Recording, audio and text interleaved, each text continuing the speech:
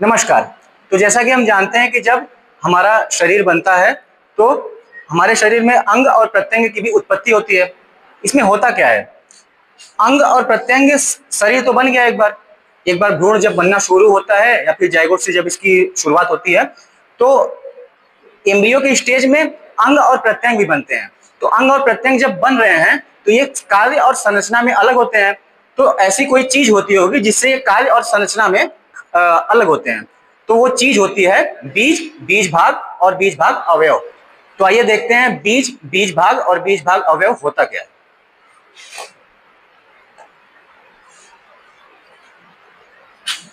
तो चक्रपाणी जी का एक श्लोक है कि बीज इति शुक्र शोणिते बीजस्य अंग प्रत्यंग निर्वर्तको भागो बीज भाग। मतलब बीज क्या है, बीज है शुक्र और शोणित। बीज शुक्र और शोणित है। बीज भाग क्या है, बीज भाग होता है बीजस्य, बीज के वे भाग, अंग प्रत्यंग, निर्वर्तको मतलब होता है बनना या फिर उत्पत्ति होना, भागा मतलब भाग, और बीज भाग इसको हमें पता करना है।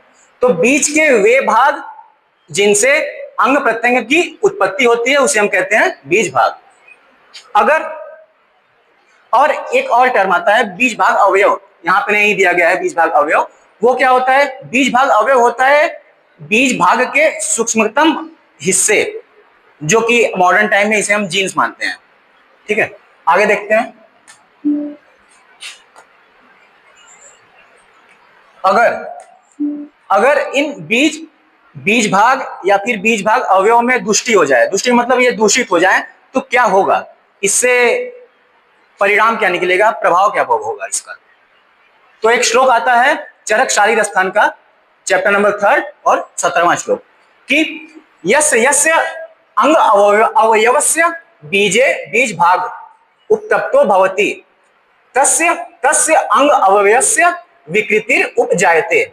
मतलब क्या है इसका, इसका मतलब है जिस जिस जिस जिस अंग अवयव में, जिस जिस अंग अवयव में बीज या फिर बीज भाग उत्तप्त, उत्तप्त का मतलब होता है, यही हमें मार्क करना है, ये मेन वर्ड है इसका। उत्तप्त का मतलब होता है दूषित होना, उत्तप्त का मतलब होता है दूषित होना। अगर जिस जिस अंग अवयव के बीज या फिर बीज भाग दूषित होते हैं, उस तस्य तस्य मतलब उन उन उन उन अंग अवयव, उन उन अंग अवयव में विकृति होगी। इसका मतलब क्या है, इसका मतलब यह है कि जैसे कोई अंग अवयव बनना है तो उसके जो बीज भाग होंगे वो पहले से ही उसके अंदर होंगे। किसमें होंगे, तो ये होंगे इम्ब्रियो स्टेज में, उसके बीज भाग होंगे। ठीक है, तो होगा क्या, सॉरी सॉरी उसके बीज में, शुक्र या फिर शोणित में उसके पहले से होंगे बीज भाग अवयव। होगा क्या, होगा ये कि अगर उस अंग अवयव जो कि बाद में बनने वाला है, अगर उसमें पहले से ही विकृति आ गई है उसके बीज भाग अवयव में, तो उससे जो अंग उत्पन्न होगा या फिर प्रत्यंग उत्पन्न होगा उसमें भी विकृति होगी। ठीक है, तो हम देख लेते हैं कि अगर संपूर्ण बीज का मतलब होता है शुक्र या फिर शोणित, अगर ये पूरा ही दूषित है तो क्या होगा, तो संतान उत्पन्न ही नहीं होगी।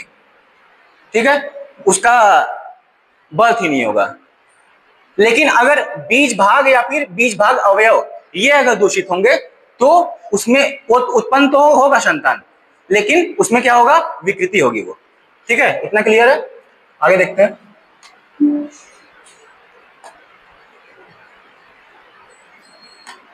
अब हम देख लेते हैं कि हमने बात की है बीज की, तो बीज में भी जो बीज भाग अवयव या फिर बीज भाग थे वो शोणित के अलग हैं और शुक्र के अलग हैं। अगर हम बात करेंगे शोणित की तो क्या होगा, तो शोणित में अगर बीज भाग दूषित है उसका, तो बीज भाग अगर दूषित है शोणित का तो होगी बंध संतान उत्पन्न होगी। बंध संतान का मतलब है स्टेराइल।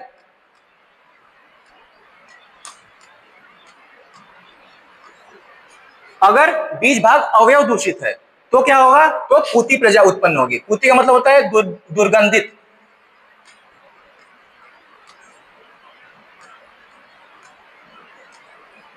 दुर्गंधित।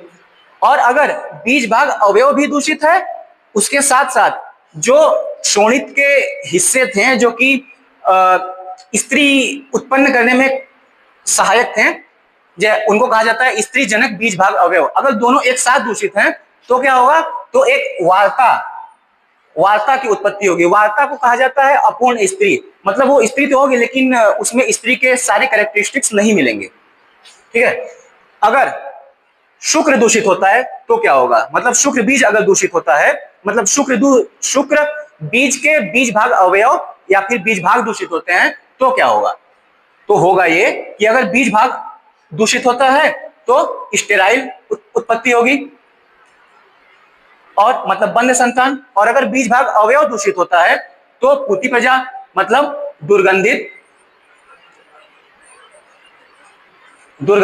प्रजा की उत्पत्ति होगी।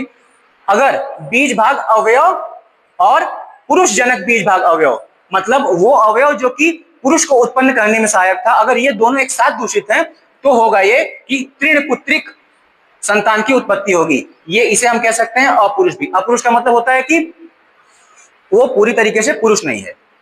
ठीक है, इतना क्लियर है? आगे देखते हैं। अब हमने आयुर्वेदिक व्यू से इसे एक बार देख लिया कि होता क्या है, बीज भाग अवयव। अब इसका मॉडर्न के साथ क्या रिलेशन है? मॉडर्न के साथ अगर रिलेशन देखेंगे तो बीज को कहा जाएगा स्पर्म एंड ओवम, बीज भाग को माना जाएगा क्रोमोसोम और बीज भाग अवयव को माना जाएगा जीन्स। ठीक है, तो यही है बीज और बीज भाग अवयव। बाकी आप लोग जीन्स, क्रोमोसोम्स, स्पर्म, ओवम, इसके बारे में बहुत अच्छी तरीके से जानते हैं, इसके बारे में ज्यादा बताने की जरूरत है नहीं। तो बहुत बहुत धन्यवाद।